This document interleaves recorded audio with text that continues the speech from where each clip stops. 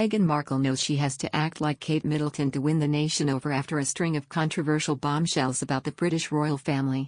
Meghan and Prince Harry's trip comes 2 years after they last appeared in public in Britain following their decision to step down as senior working royals. The former actress previously claimed Catherine, the Duchess of Cambridge, had made her cry ahead of her royal wedding in 2018.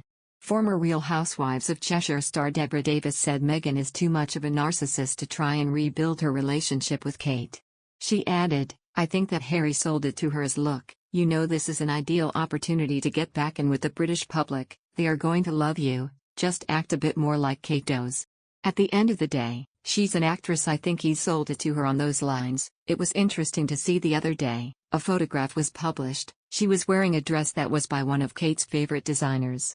Debbie continued, "She knows all she needs to do is act a bit more like Kate. In her mind, the British public love Kate, and if she acts more like her and dresses more like her, I wouldn't be surprised if she's dressing like her, whenever she's there and having her picture taken. I think she's going to be dressing a bit like Kate to play that role."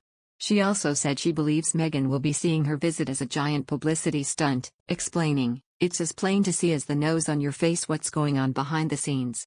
5 minutes ago they were on Oprah claiming the royal family were racist, etc. She was traumatized by the way they behaved. Now we have the whole of the UK's attention focused on the royal family. She wants to be here.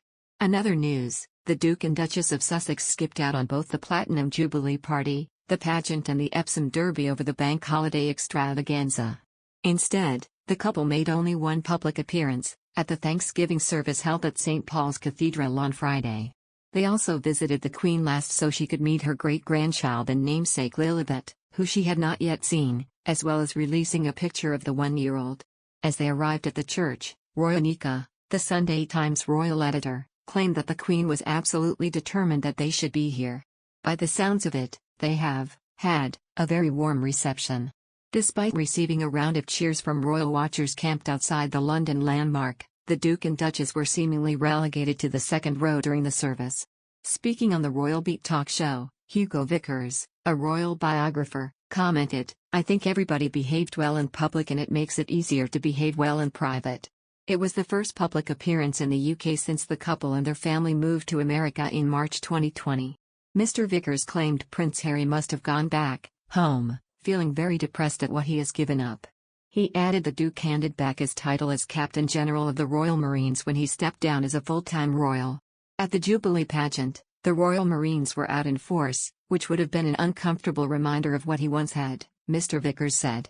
Only working royals were invited onto the Buckingham Palace balcony, widely seen as a way of avoiding awkward questions about the couple, as well as Prince Andrew. Royal journalist Katie Nichols said, "And why did they leave the royal family? They left because they weren't in the front row. They left because they didn't have center stage seats. I believe that's why they weren't there." Speaking to True Royalty TV, Duncan Larcombe, another royal biographer, said, "Those 4 days will haunt Prince Harry for the rest of his life." They, the Duke and Duchess of Sussex, were relegated to sitting behind the Duke of Gloucester, at the Thanksgiving service. They didn't take part in any way, shape or form visibly at the trooping of the colour. Harry will be fuming about the way he and his family were treated. Angela Levin, a royal author and broadcaster who spent a year with Prince Harry, claimed he was largely ignored during the 4-day celebrations. Referencing the Thanksgiving service, Miss Levin told, "The thing that really stood out for me on that day was Harry's anger. He wears his emotions on his face and he looked absolutely furious.